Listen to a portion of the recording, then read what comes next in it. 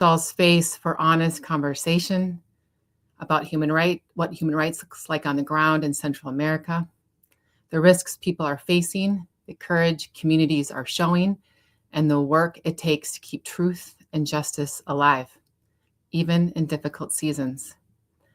Today's gathering is a special one. We're reflecting on Cristosal's 25th anniversary, 25 years of accompanying victims, defending rights, and standing with people who refuse to be silenced. And we're doing it in a moment when that work is needed as urgently as ever.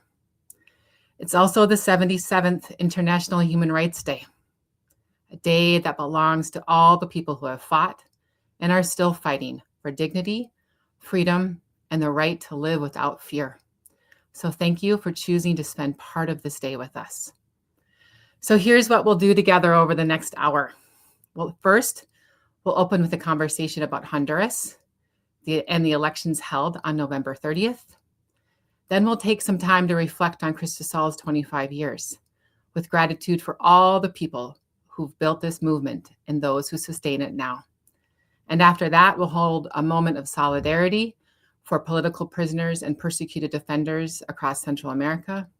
And finally, I'll close with a short invitation for how you can continue to stand with this work. All right, let's begin with Honduras. Honduras is now 10 days into vote counting following the November 30th presidential election, with the top candidates still extremely close.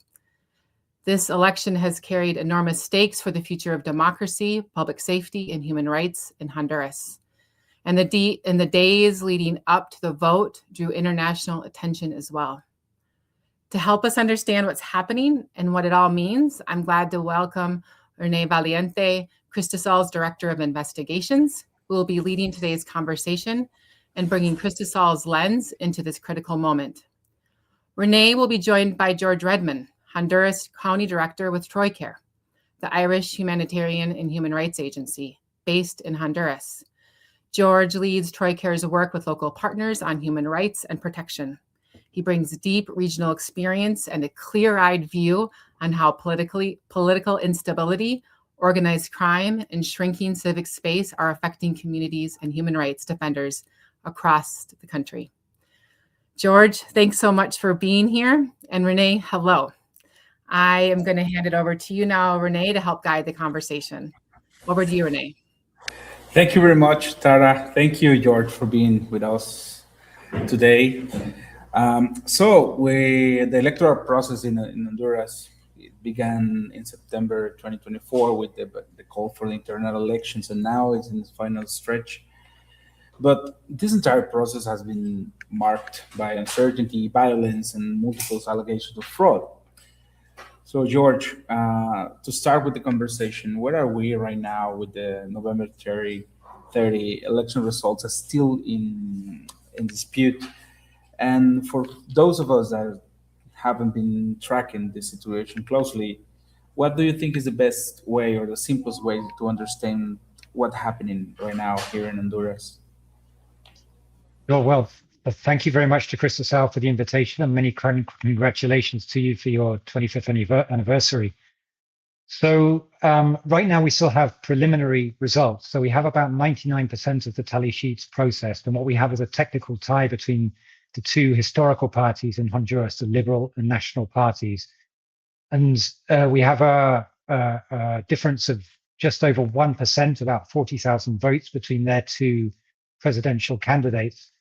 And this is still a preliminary result because we have 14% of the tally sheets have inconsistencies and have to be reviewed. So there's a whole recount or review process that still has to be worked through.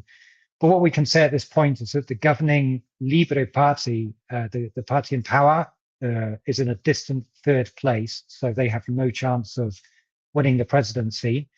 At the level of National Congress, we have a very split balance of power. So more or less 38% National Party, 32% Liberal Party, 27% Libre, and then a couple of the smaller parties. That means that any legislative agenda will have to be negotiated because no party has an overall majority. And as you mentioned, both Libre and the Liberal parties, so the Liberal Party being the one that is currently in second place, allege that fraud has occurred. So Libre has presented an official petition to annul the elections, and what the Liberal Party is asking for is a recount. So recount based on the original voting and tally sheets, because what we have at the moment is just the results as processed on the National Electoral Commission's system. So there's some steps we have to be worked through in terms of contesting some of the results and tally sheets in dispute. And by law, the National Electoral Authority has until the end of this month to certify a result. That's where we are right now. Still very tense. Yeah, the results are really tight. And what do you think is what's driving the voters in this election? Maybe you can name the top 2 or 3 issues that have shaped the choice in the electoral mass here in Honduras. Maybe insecurity, corruption, economy, migration, violence, or something else. What do you think is the main reason that the electoral process is in this tight place right now? But definitely, the economy is always a big issue. And I think when President Trump made his interventions prior to the election day, most Hondurans were probably thinking about the situation of their families in the United States and the situation of their remittances. So I think the economy is always a big issue, and many Hondurans will have voted based on their economic situation. That would be number one. I think number 2 would be a rejection of the incumbent, so a rejection of the government, the governing Libre party. So we've seen corruption scandals, nepotism scandals. They've lost touch with their own base. So I think that would have been a major issue. I think the Liberal Party candidate, who's now running for it's his 4th attempt at being elected, he definitely motivates independent votes. So he has revived the Liberal Party, which was divided after the 2009 coup d'etat, and was in like dissent, and every election since then has been weakened, but has been revived by his candidacy. And I also think that the interests of the most powerful actors in Honduras is also motivated the result. So that would have been anti-incumbent and pro either the National or Liberal Party. And they've, as they own the big media outlets in the country, they run a strong anti-government campaign, capitalizing on Libre's mistakes and failures. So I would say they've been the main factors governing voting in these elections. Maybe just add that Honduras continues to be a very conservative society. There are strong traditions of party loyalty and religious faith. So, for example, the National Party will have been able to capitalize on its traditional vote, which is about 1.2 million, which is where we're seeing their presidential candidate right now. And also, I think the churches will have tended to have supported more voting for the National Party rather than Libre, which will have had an influence as well. So in this environment, the institutional response of the electoral institutions' response was took a very important part of this chaos. We see in the primary election that it developed in a very chaotic way. How this reflected on the general elections in November 30?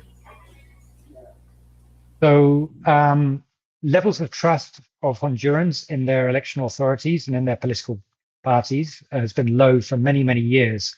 So 2013, there were allegations of fraud. And I think the 2017 elections, which was the re-election of ex-president Juan Orlando Hernandez, which of course many will know has just been released, pardoned by President Trump.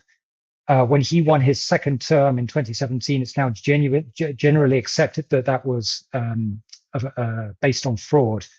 So trust going into this election cycle was already very low. And then in the internal elections in March, there was a series of issues, especially in the major cities, with election material not arriving on time at the voting stations, which further eroded people's trust. And I think helped to build a narrative amongst the private sector, the media, international community, that the elections in Honduras were, at risk and may not even take place. And the three major political parties fed this narrative throughout the period from March right through until beginning of November. All three alleged that their opponents were plotting fraud to win fraudulently. And this was very much taken up and replicated by the national media. So there was this narrative that democracy was at risk, that Hondurans were facing a choice between a return to communism and protecting their democracy. And this led to, because in the National Electoral Commission, all three parties have a seat. So the National Electoral Commission essentially becomes a battleground between the three parties. So this level of tension and infighting meant that the National Electoral Commission, for periods, was paralyzed. So it was unable to get on with the preparations for the elections. For example, taking decisions on how the transmission of results was going to happen, the logistics, the transportation of electoral material. So all of this was postponed and added to the chaos because the final decisions were taken very late and in a very rushed way. So many Hondurans were preparing for the worst. There was electoral violence after the 2017 elections, not after the 2021 elections, because the voting was so massive that there was no doubt about the results. But many believed that there would be violence after these elections. In Tegucigalpa, you'd see businesses boarded up the day before. Many people were working from home, people stocking up on supplies. So that was the climate in which we went in, or Hondurans went into these elections. When we review the whole process, we can say that the primary elections were like really chaotic, and the general election in November 30 were carried out in a very more pacific way. But there are other things, other matters that have been pointed out by all the three main parties candidates, which involves terms of legitimacy of the elections and put pressure about electoral integrity, especially because of the many failures that the system had. So, how do you think these situations contributed to the uncertainty around the election and the results, and the situation that has the whole electoral process in this very tight situation right now? But no, as you say, I think it's really important to mention that despite all the forecasts, voting on the day went very smoothly. Very few incidents were reported, and none would have affected the result. And in the words of a former Honduran Attorney General, he said, and I love this, "It has been proven the Honduran people are infinitely superior to their leaders. Their duty is to vote, and they voted en masse and peacefully. The duty of political leaders is to count the votes, and they turned it into chaos." I think that sums it up so well.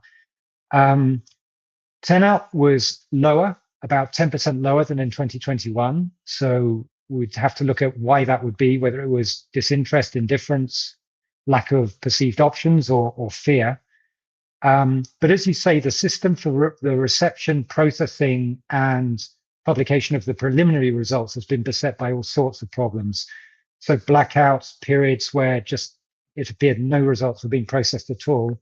And then you'd suddenly have abrupt changes. So initially, Nasrallah of the Liberal Party was in the lead, and then suddenly that was reversed, and Asfuda of the National Party took the lead and has been in the lead pretty much ever since. And this is very similar to what happened in 2017, when it's widely accepted that fraud did take place.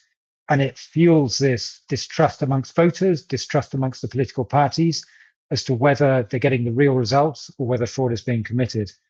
There has been accusations from the Libre Party and some electoral observers that the night prior to the election, there was a change in the way that the biometric system, which basically takes your fingerprint to verify your identity before you vote, there were some changes made which may have affected the ability of the National Electoral Commission to verify that the person's ballot paper is actually linked to that person's identity, which is quite important.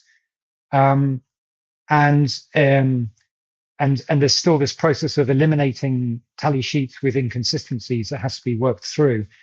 But this is why the Liberal Party is calling for a recount based on the original voting papers and the tally sheets. And the issue here is that experience shows, and particularly the experience from 2017, that in order to be able to prove that the system has been adulterated or manipulated, you have to have in your possession the original copy of the tally sheet, the official tally sheet signed on the night of the election. So all the parties try to have this, and all the parties, well, the three main parties say they do have 100% of the tally sheets. But the reason the Libre Party, who ended in second place in 2017, was unable to prove fraud was because in reality they did not have 100% of the tally sheets. They were missing about 3,000 of the maybe 19,000 that there are. So it remains to be seen whether the Liberal Party, who want this recount, do actually have this second backup copy of all the official tally sheets. Because one of the tactics in 2017 was to delay the preliminary results, which gives people, whoever, time to start altering the actual ballot boxes and tally sheets. So we've now had 10 days since the 30th of November. So that's 10 days where potentially the original documents could have been altered. So the longer the process takes, in a way, the more openings there are for fraud to occur. So let's talk about some other situation that's been present in the whole electoral process, which is political violence. Cristosal has conducted this research into the ways in which political violence has been present and molding the entire electoral process. This includes incidents of animal cruelty, political rallies, gender-based violence, hate speech, and even the assassination of candidates. What do you think is the main effect that these acts of political violence has had on the electoral process and its results? So we've always had, or at least in the last two election cycles, significant instance of assassinations of candidates, not at presidential level, but at the level of Congress and local government. That has happened in this election cycle as well.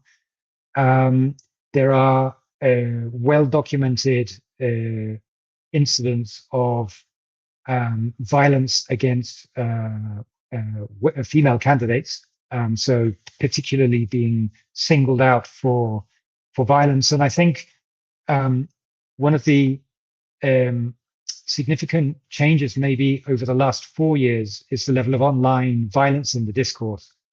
So I think to some extent that's been a feature of the last 4 years of this government. So they've had a very confrontational discourse, and it has been normal to see high-profile government figures coming out online with very, very aggressive messages, which has contributed, I think, to a climate of, well, it has contributed to a climate of fear or maybe self-censorship as well over the last 4 years. And that was definitely present over the last few months. But what I would say as well is that if you're offline, and especially if you're outside Tegucigalpa and you go to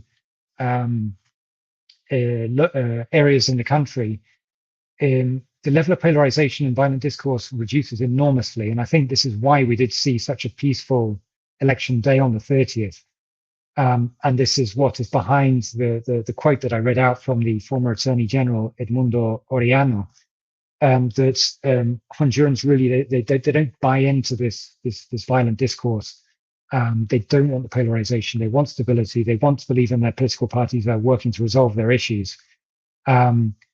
And maybe the only other thing I'd say on this, René, is that you can never discard the influence of criminal organizations in the electoral process, in the degree to which some of the more severe violence, especially attacks, physical attacks and murders of candidates, could in some cases be linked to the activities of criminal gangs. for whatever reason.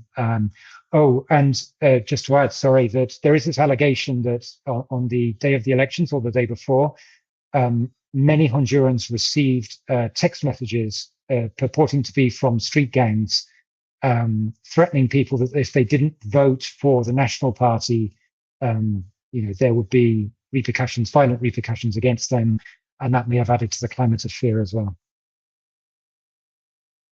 Yes, as a part of our research, we documented many cases of people that received that kind of messaging in audio messages and text messages, like trying to influence people to vote in determined ways. But also, we documented the presence of gangs members, armed gang members, in the very nearby the sites of the electoral process, so that people could see them and go to the elections like in fear of what was going to happen, and reaffirming the territorial control they have over those areas.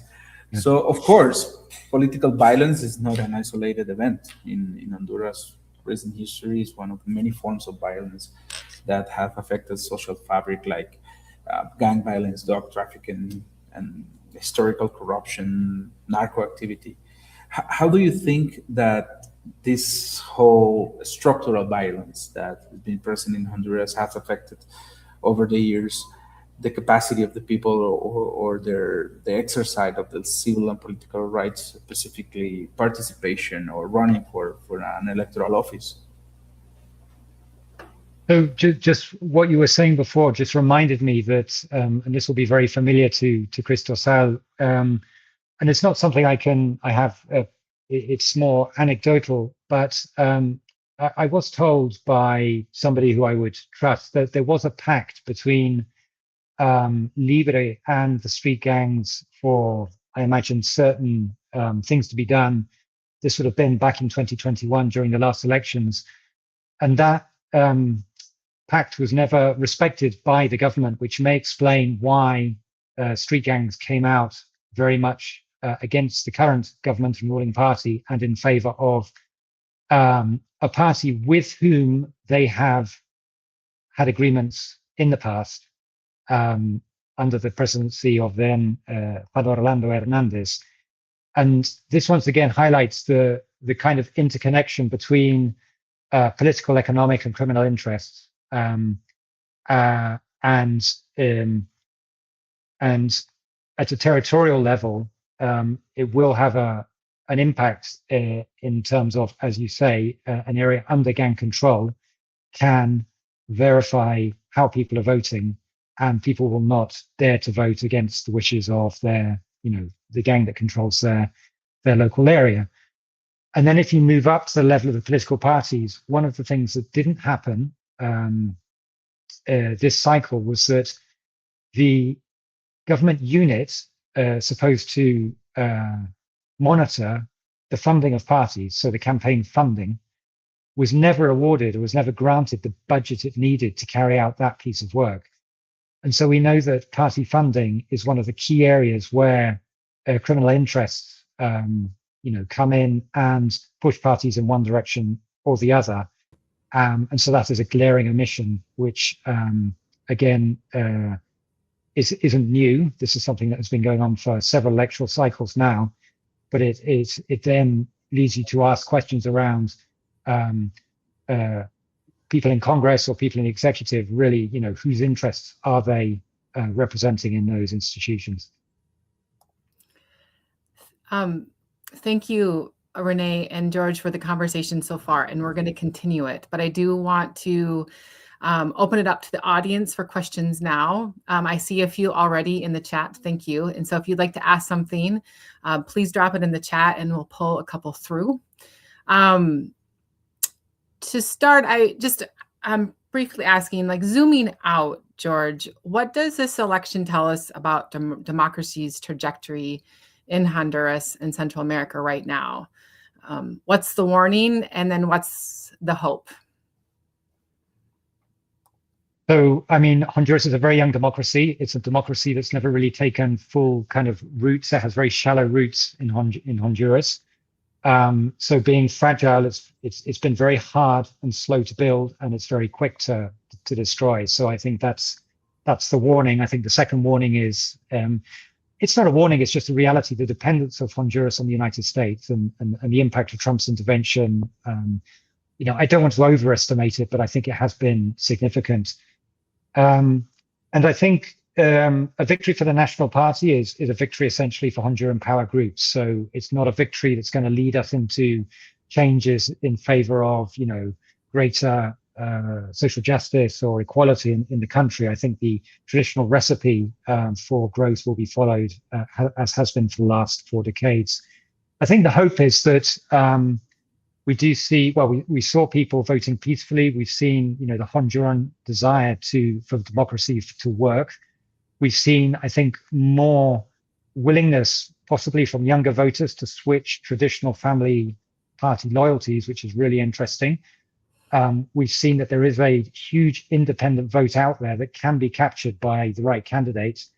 And despite all the warnings, we've seen that elections did take place, and we hope will lead to a peaceful transition of power. So all of that's really positive, and I think we have to hang on to that for the future. Yeah, absolutely. And you have touched on this a little bit already, but getting here, a question from Tom: what would the election have played out differently without the last minute U.S. meddling, especially with the pardon of Juan Orlando Hernandez?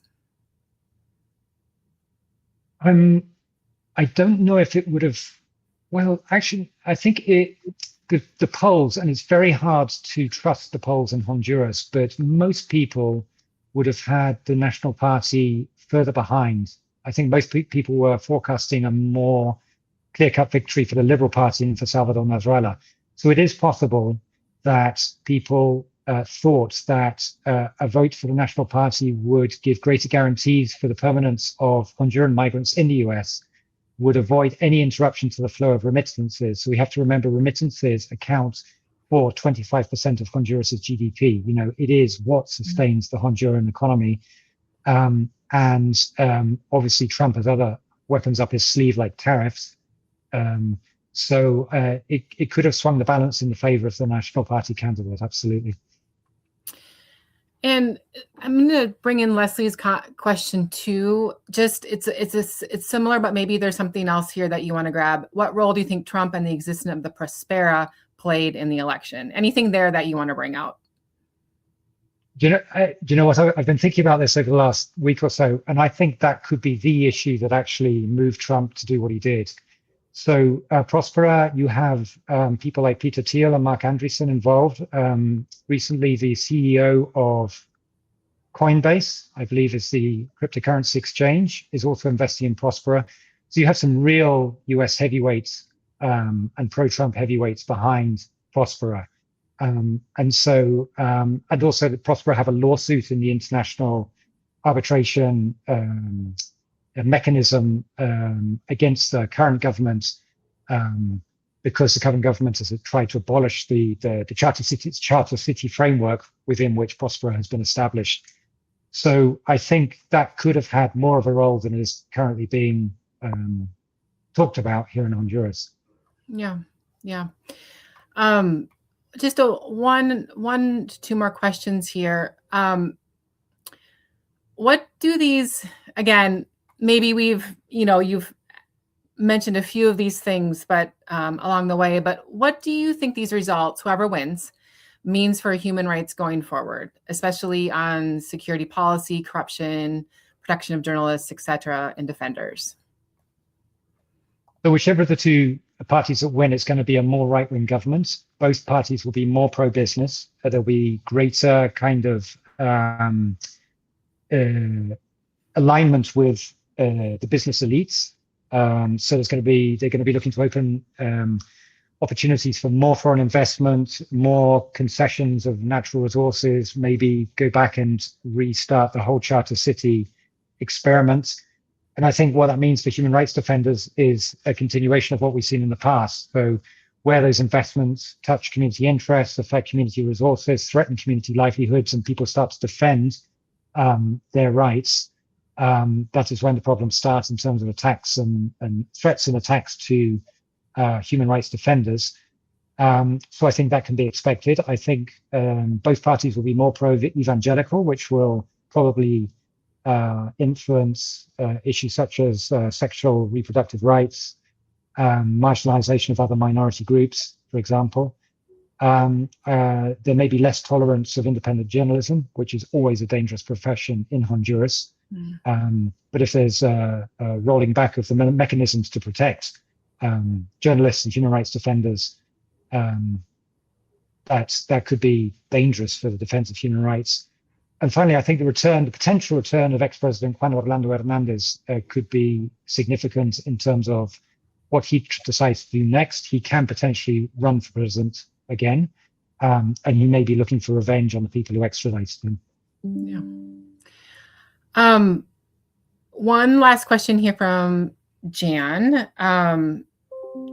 A tangent here in San Francisco's immigration court. We're beginning to see Department of Homeland Security lawyers moving to pre-termit cases and to send immigrants to Honduras as a safe third country, supposedly in keeping with Trump's March 2025 agreement with Honduras. Any idea what is likely to happen to people who are deported to Honduras? So I believe the safe third party agreement was actually negotiated. Yeah, it was negotiated with the current government earlier this year. And as far as I know, we haven't received anybody yet. I would have serious concerns about the well-being of any migrants relocated under such an agreement to Honduras. A Honduran government does not have the capacity to look after them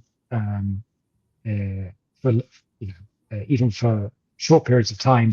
And we know that because of the experience of the massive flows we had in 2023 and 2024 of Venezuelans, Ecuadorians, Cubans, Haitians, Chinese coming through Honduras, thousands of people a day. But the Honduran government tactic was just to move them from one border with Nicaragua to the other border with Guatemala to get them through and out as quickly as possible. So I would have, unless the US is going to provide resources to the government to help them, house them, and provide for them, I would have severe concerns. You just have to look at the Mexican border to see that, even a government like Mexico hasn't had the capacity to deal with, people housed under those kinds of agreements. Thank you. Before we transition, George, Renee, any last comments or burning comments that we necessarily wasn't asked in the questions before we transition? Anything?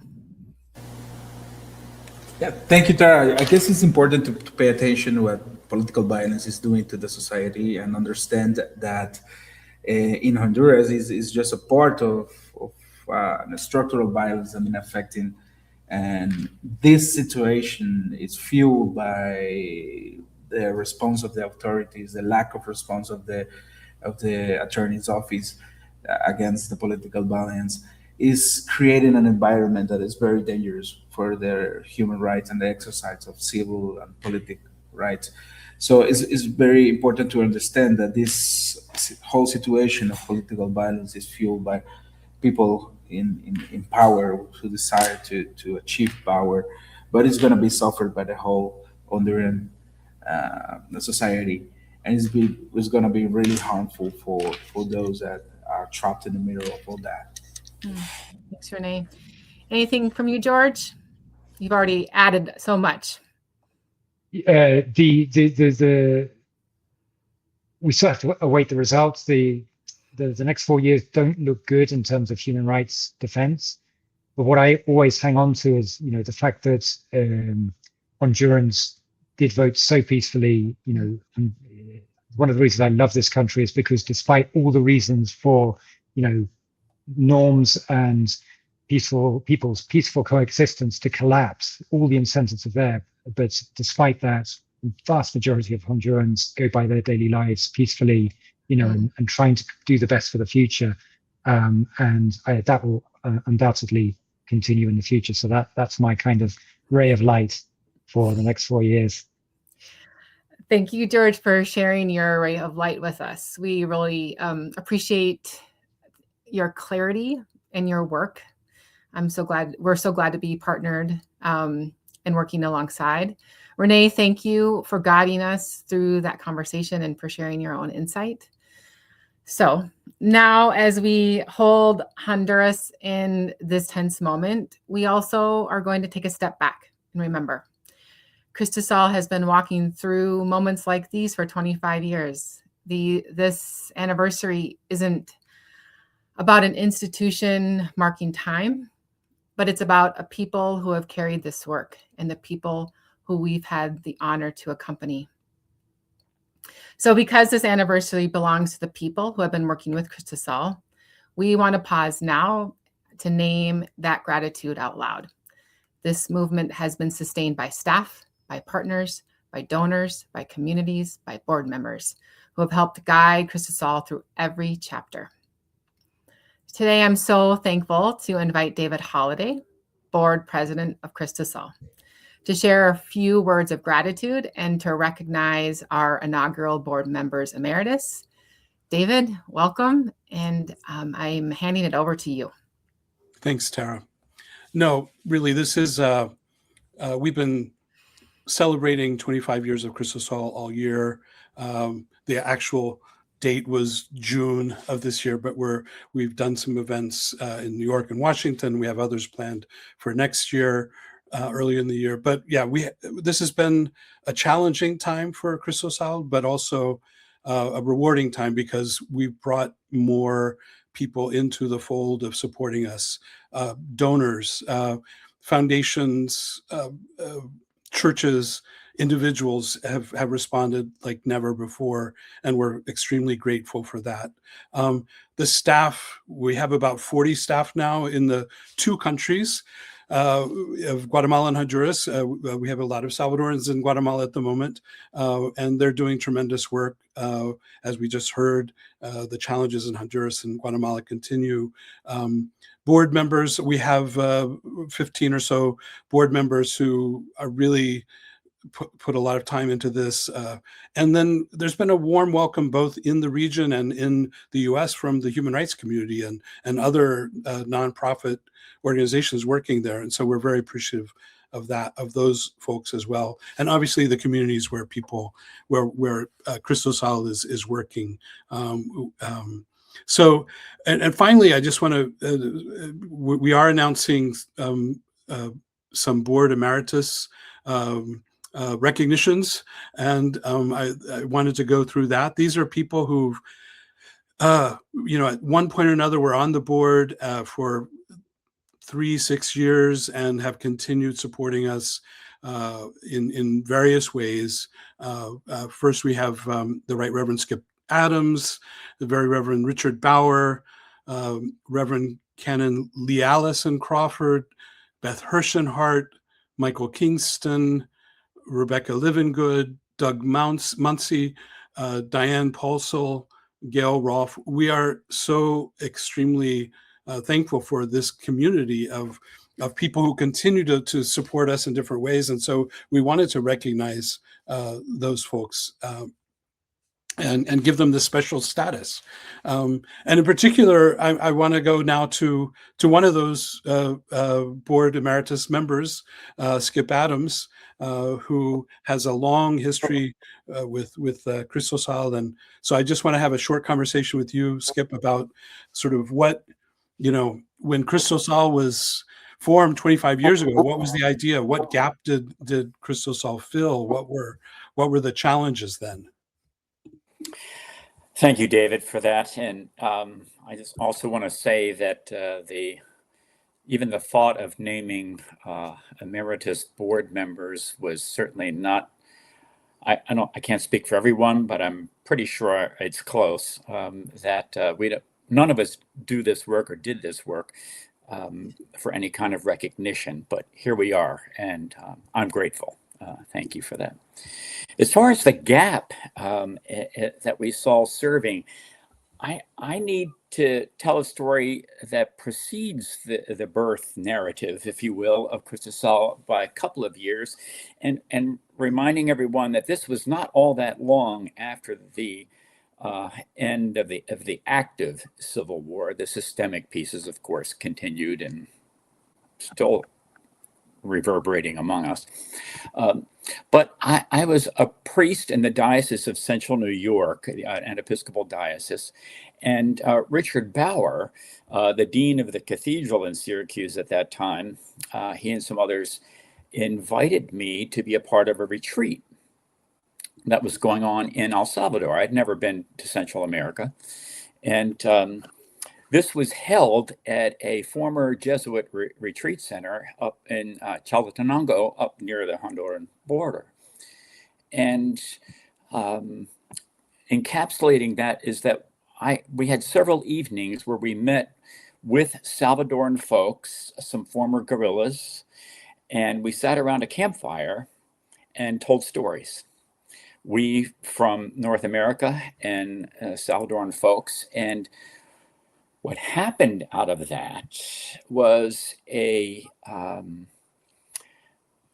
development of relationships that became relationships of deep care, and I would say even love. It was also about accountability for this human being, because there was a significant moment around the campfire one night when a woman, interestingly enough, named Esperanza, asked a question that cut to my soul. And it was this, as I remember it: how do I deal with knowing that my tax dollars were purchasing arms that killed members of her family? I couldn't breathe. And I have no idea how I even began to answer that question that night. But what I know is this, is that as I ended up becoming a part of Cristosal, my engagement with Cristosal was part of trying to respond to that question. And the gap, more directly to your question, was one of developing relationships. It was about showing solidarity.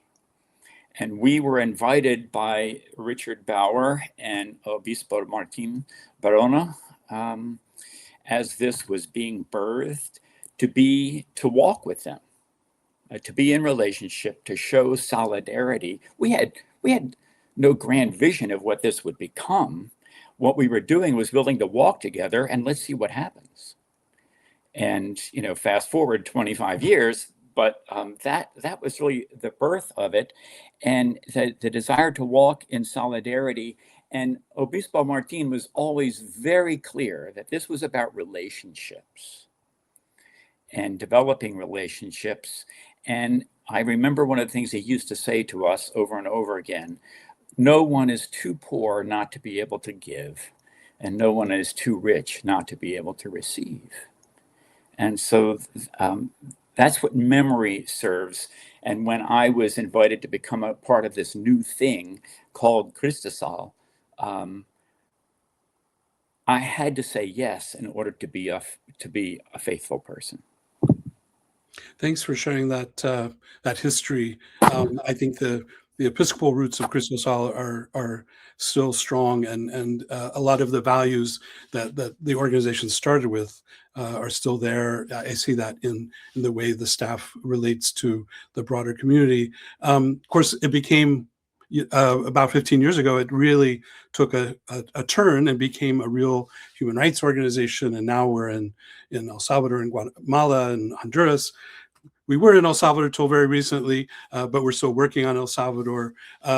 So is there any other thing that you can say about how this feels different than maybe when it started? Well, I can try. Out of those original relationships, I want to be clear when I say that this became a labor of love. And when I say that, I'm not talking about mushy sentimentality. There's a place for that, but not in this case. It was love that was understood to be one that was always going to be seeking justice, which, in working with folks and respecting one another, and even as some of us struggled with our own complicity as North Americans in certain systems of injustice, out of those relationships, we were afforded a gift of hope.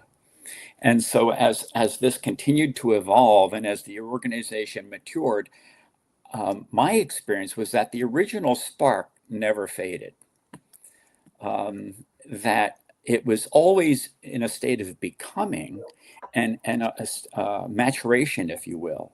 And so what does it mean to begin to have some resources? What does it mean to be structured? What does it mean to continue to serve the needs of people and holding up the dignity of every human being in ways that continue to hold the origin story, but also would become something that could be more flexible and more available to God's people in an even larger way. Thanks. I think we're running a little short on time. I did want to add a couple of things to this conversation.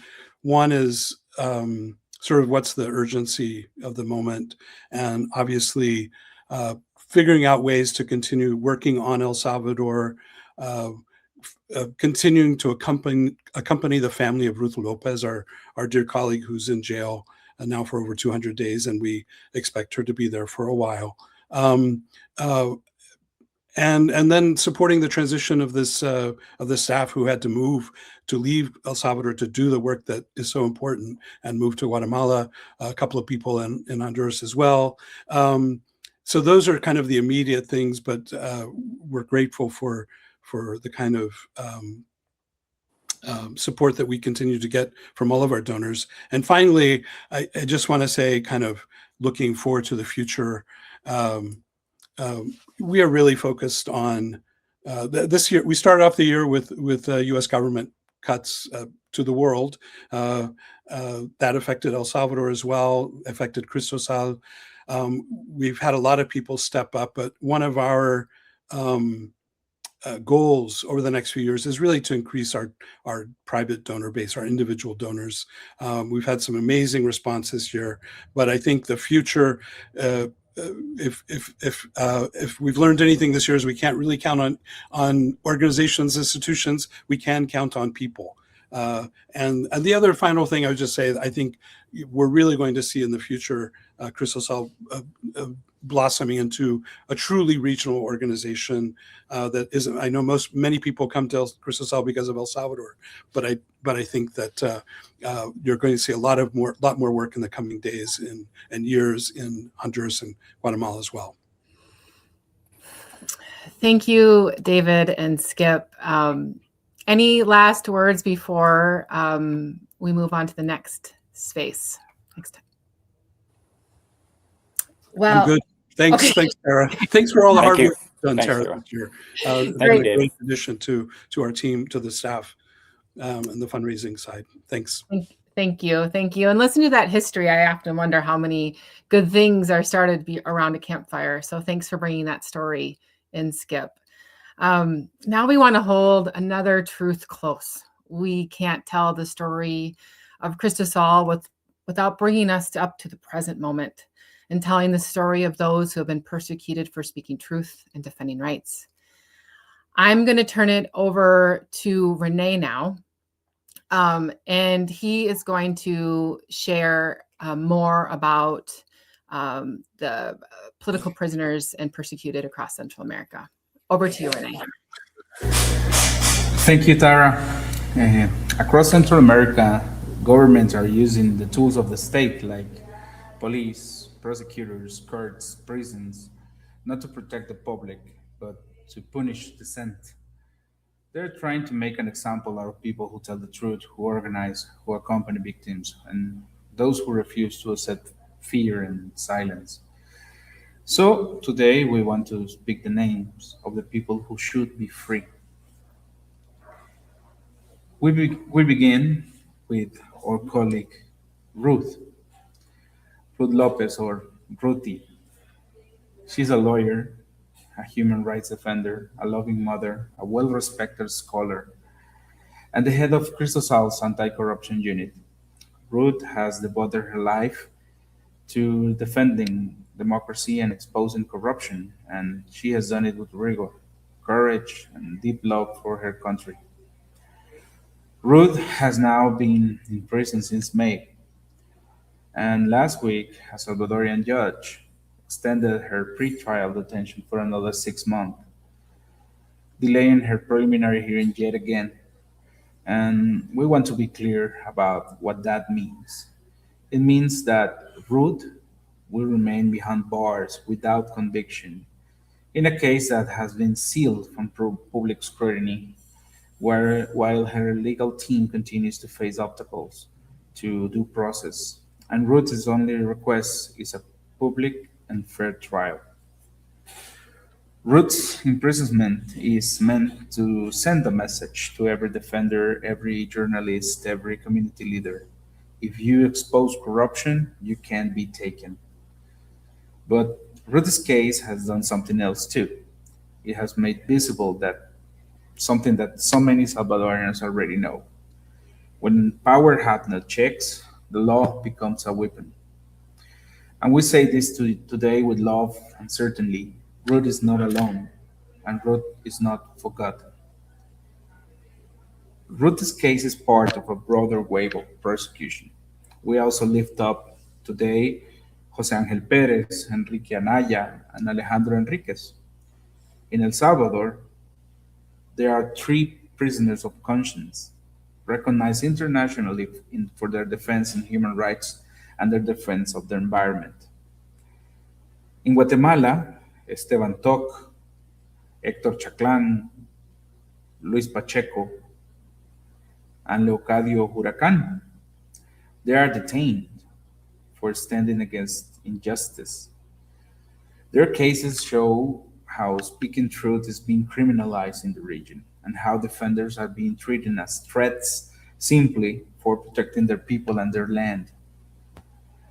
And we also name Fidel Zavala and so many others across the region who are facing imprisonment, harassment, exile because they have chosen to defend dignity.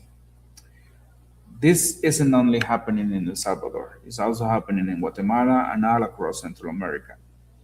And it's part of the same authoritarian playbook: silence the truth tellers, isolate the defenders, and hope the world looks away. But we are here to say that we are looking, we are remembering, and we are continuing with their fight. And before we close this moment, we want to hear from Luis Benavides, Ruth's partner. Just last month, Luis traveled to London to accept the 2025 Magnitsky Human Rights Award for Outstanding Lawyer on Ruth's behalf, an international recognition of her fearless defense of victims and her anti corruption work, even as she remains unjustly detained. In his acceptance, Lewis spoke about Ruth's commitment to truth and justice and about what this award means to their family at the time when they are still being kept apart. We are deeply grateful he was willing to share those words with all of us today. Has devoted her life to defending victims of injustice, fighting corruption, and demanding accountability from those in power. As head of anti-corruption team at Cristosal, she worked tirelessly to expose abuses and to bring hope to communities silenced by fear. Ruth's insights allowed her to anticipate the events of our time and to have a clear vision of where they would lead. I can say without fear of being wrong that she foresaw what our country would become in the hands of unethical and unscrupulous people. In May 2025, Ruth was arbitrarily arrested amid a wave of persecution against those who defend human rights and speak the truth to power. Since July, her family has had no contact with her. While the police was arresting her, she said to them, "Have decency. One day, this will all end." Her words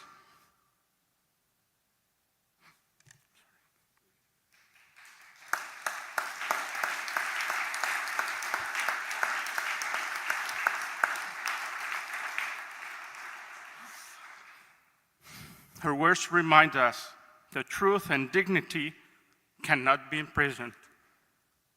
On behalf of her family, I thank the Hermitage Foundation, the Global Magnitsky Justice Campaign, and Cristosal for standing beside her. This recognition affirms the values that she lives by and the courage she represents for El Salvador and for all who resist repression. Ruth is innocent. Her imprisonment is punishment for her conscience, but with hope, solidarity, and truth, we believe she will be free. Blessed are those who hunger and thirst for righteousness, for they will be filled. Thank you very much.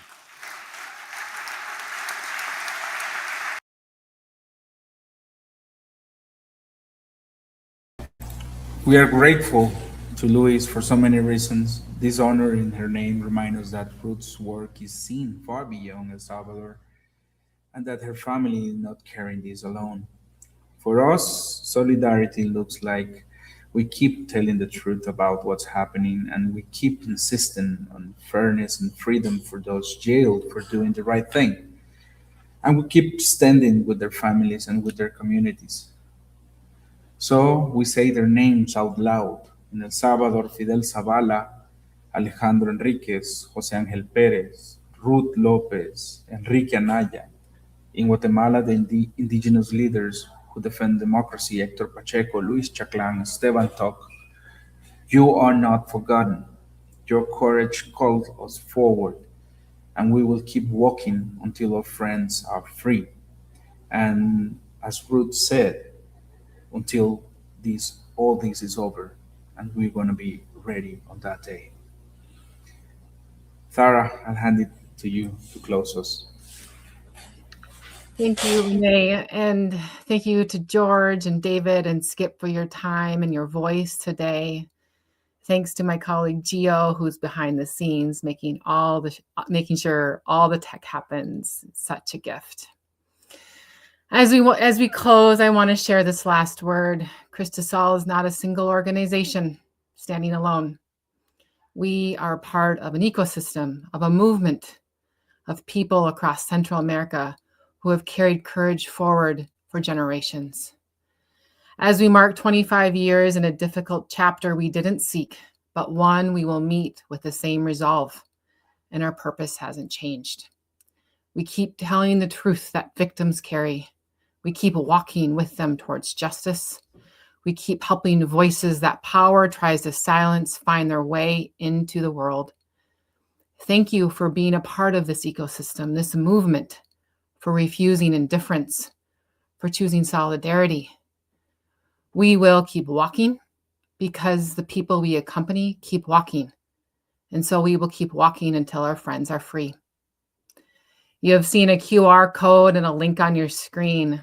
And I want to say thank you to everyone who has given recently. Your generosity is sustaining our work right now in real time. And for those who haven't had a chance to give this year, a year-end gift today is a concrete way to keep walking with victims across Central America by supporting protection, investigation, and accompaniment. Thank you again for being with us, for your presence, for your solidarity, and for your decency. Take good care of yourselves and each other, and we'll see you at the next Field Notes. Thank you. Goodbye.